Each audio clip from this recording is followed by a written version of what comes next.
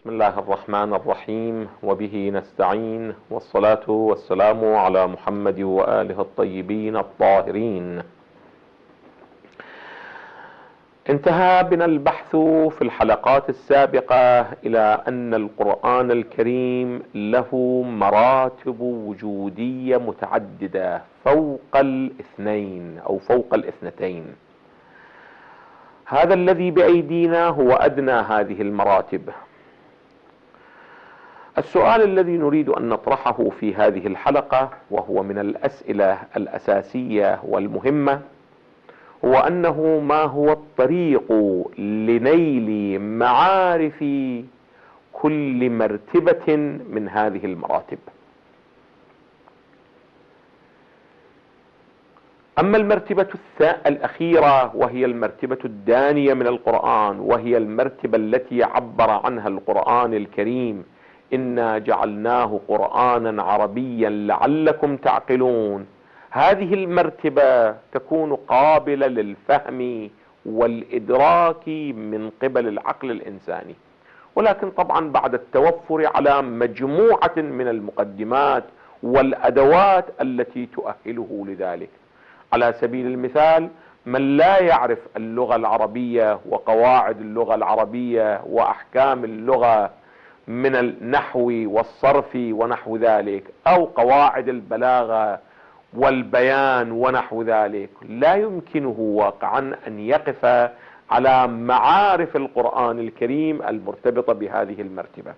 طبعا هذا فيما يرتبط بألفاظ القرآن، وإلا من أراد أن يقف على مفاهيم القرآن، معارف القرآن بحسب العلم الحصولي، يحتاج إلى مجموعة من العلوم، يحتاج إلى علم الكلام، يحتاج إلى الفلسفة، يحتاج إلى المنطق، يحتاج إلى مجموعة من العلوم حتى يمكنه أن يتوفر على فهم هذه المرتبة الدانية من القرآن. ومن هنا جاءت كتب ومؤلفات وقواعد لفهم، عبر عنها علوم القرآن، لفهم القرآن الكريم. ولكن فهم أي مرتبة من مراتب القرآن الكريم، هذه المرتبة الدانية التي لبست لباس العربي: إنا جعلناه قرآنا عربيا.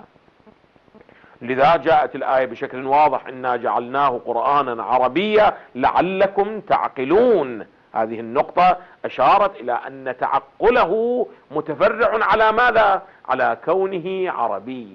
طبعا في عقيدتي أن القرآن الكريم على هذا المستوى من الفهم، فهم هذه الدرجة الدانية منه، يحتاج إلى قواعد كثيرة.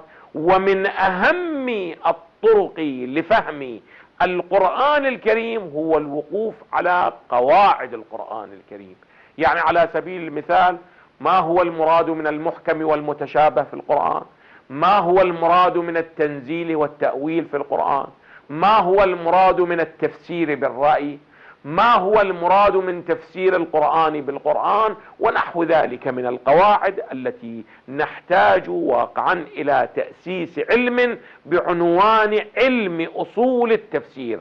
كيف أنه في باب الفقه يوجد عندنا علم أصول الفقه، يعني العلم الذي يتولى تنقيح القواعد والأصول لفهم الفقه الأصغر، نحن نحتاج على مستوى القرآن أيضا إلى هذا المعنى، نحتاج إلى علم أصول التفسير.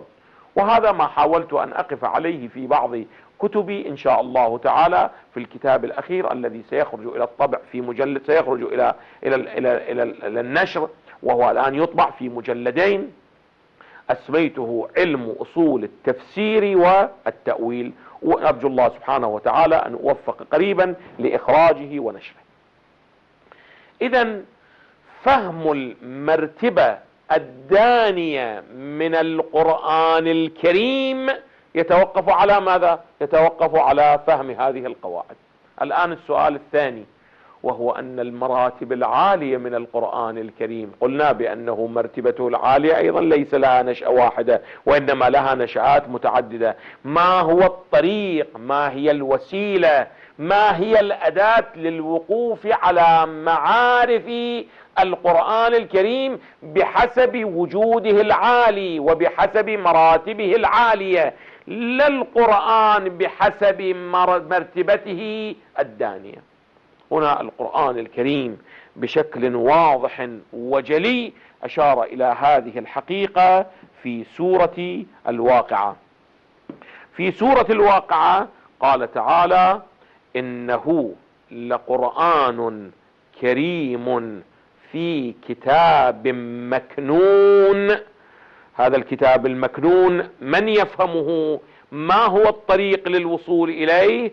قال تعالى: لا يمسه إلا المطهرون.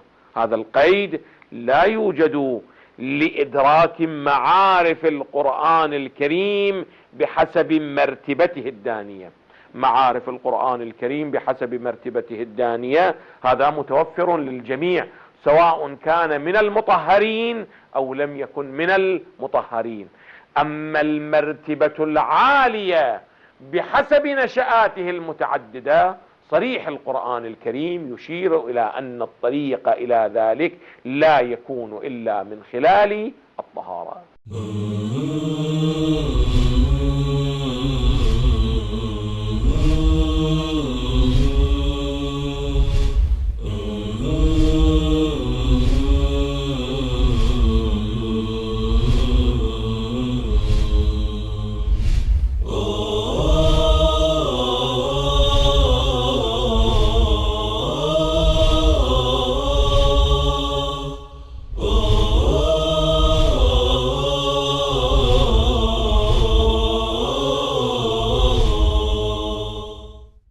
واقعا لا بد أن نقف عند هذه النقطة.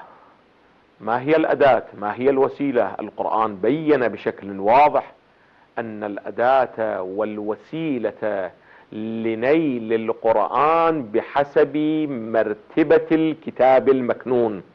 انظروا إلى هذه الآية المباركة في سورة الواقعة بشكل واضح. القرآن الكريم يشير إلى هذه الحقيقة. قال تعالى: إنه لقرآن كريم في كتاب مكنون، الآية 77 إلى الآية 79. في كتاب مكنون لا يمسه إلا المطهرون تنزيل من رب العالمين. التفتوا جيدا، يعني القرآن الكريم وهو في الكتاب المكنون، القرآن وهو بحسب هذه المرتبة. التفتوا جيدا، القرآن بحسب هذه المرتبة ينزل، لا يمكن نيله ومسه والوقوف عليه إلا من خلال الطهارة. يعني أن الإنسان ما لم يكن طاهرا لا يمكنه أن يمس هذه الحقيقة، هذه المرتبة من القرآن، هذه النشأة من القرآن، وهي مرتبته العالية ووجوده العالي.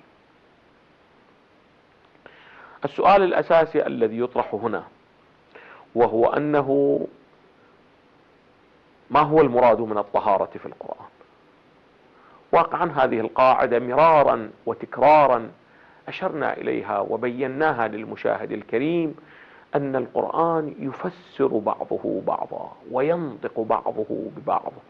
هنا القرآن الكريم بشكل واضح يقول بأن الكتاب المكنون لا يمسه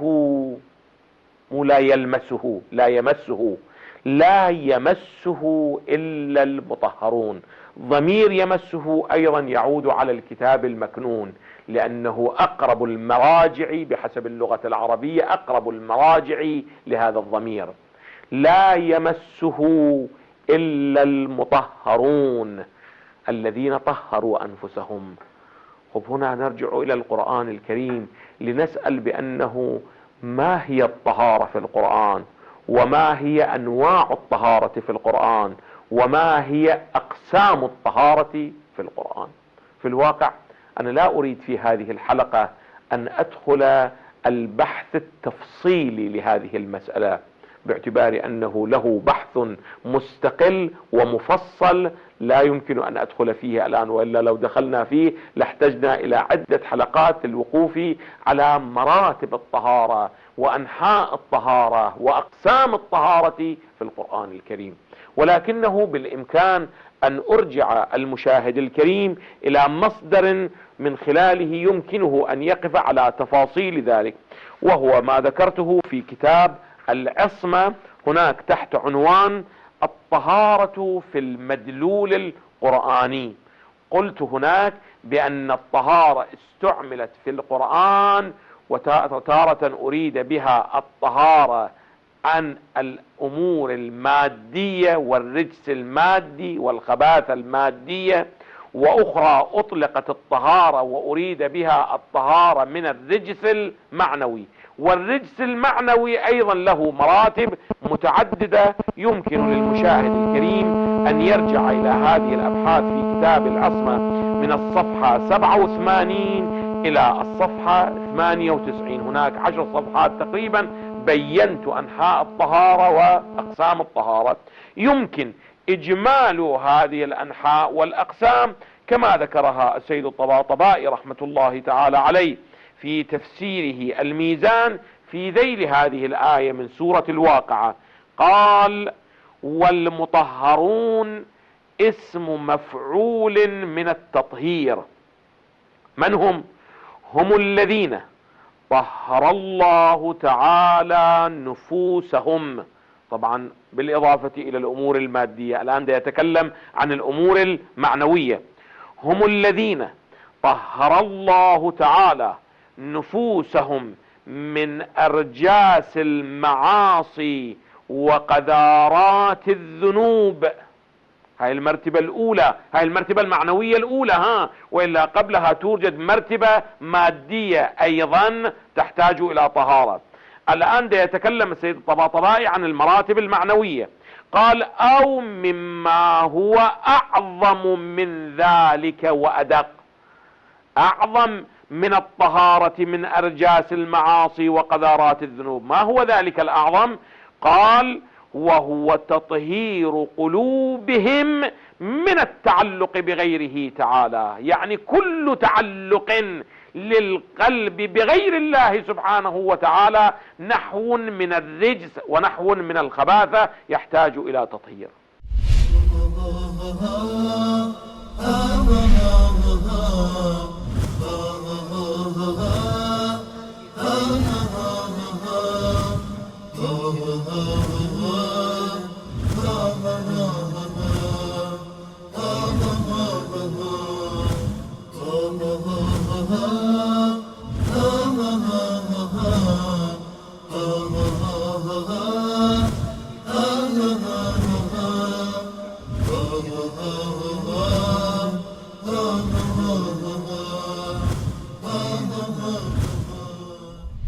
والواقع أن هذه مرتبة عالية جدا، ومرتبة دقيقة جدا، ومرتبة عظيمة جدا، لأن الإنسان قد يتخلص من جميع أرجاس المعاصي وقذارات الذنوب، ولكن مع ذلك قلبه يتعلق بأولاده، قلبه يتعلق بالمال الحلال، قلبه يتعلق بالأمور الطيبة، قلبه يتعلق بالجنة.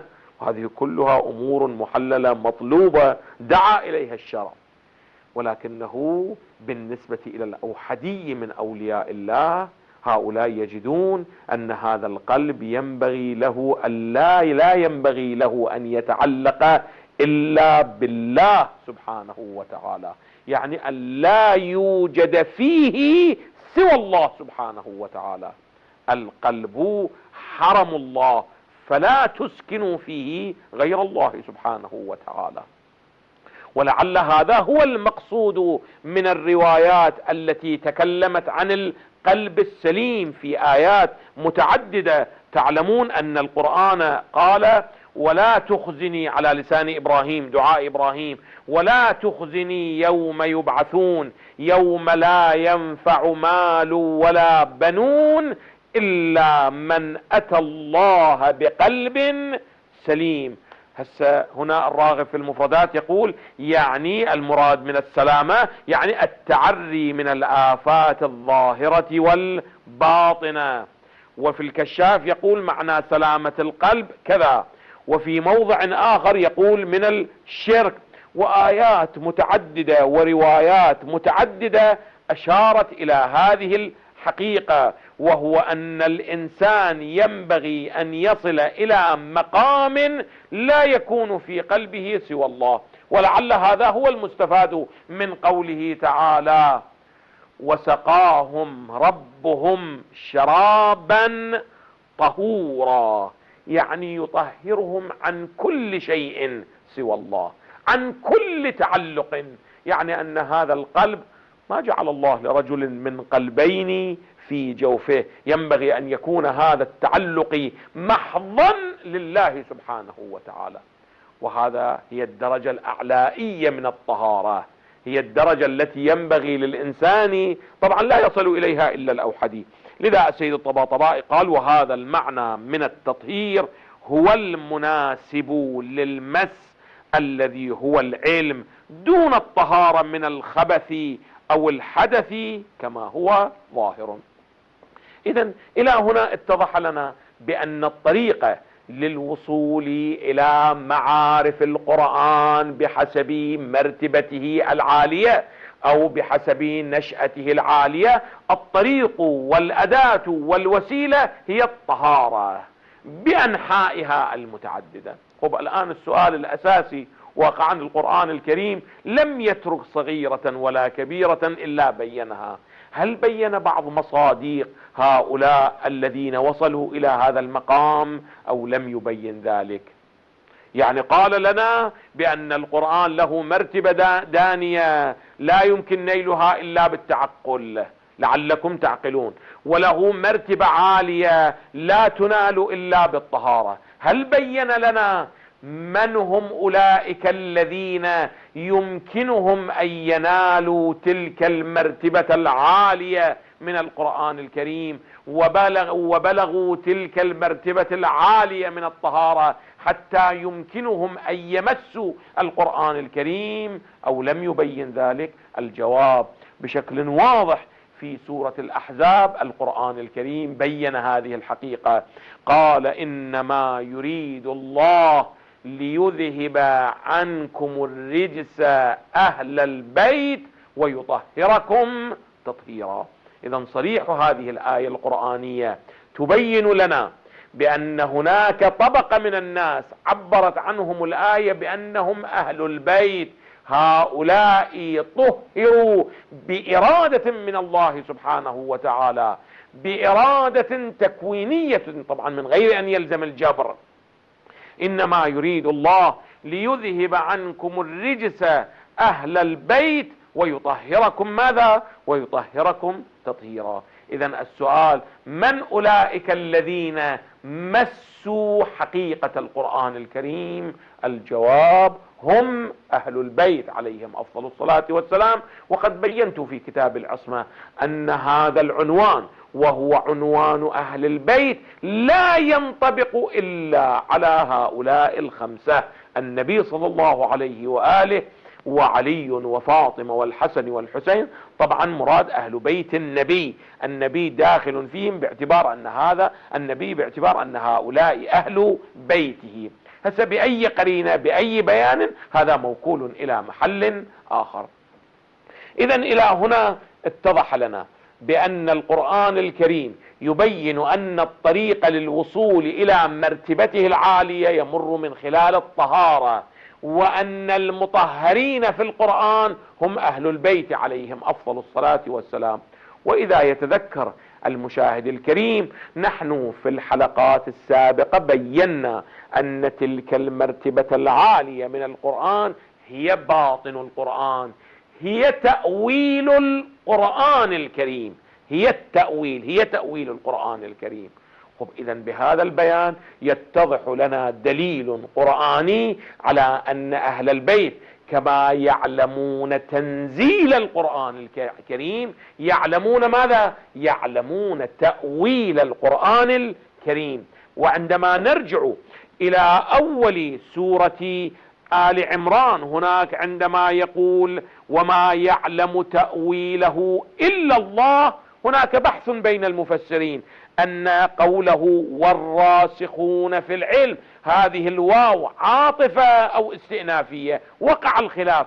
هنا نقول حتى لو كانت هذه الواو استئنافية، إذن هذا ليس معناه أنه لا يوجد غير الله يعلم تأويل القرآن. نعم، هذه الآية لا تدل من سورة آل عمران، ولكن ما أشرنا إليه من آية سورة الواقعة ومن آية سورة الأحزاب، استطعنا أن نثبت أن هناك طبقة من الناس كما يعلمون ظاهر القرآن يعلمون باطن القرآن، وكما يعلمون تنزيل القرآن يعلمون ماذا؟ تأويل القرآن.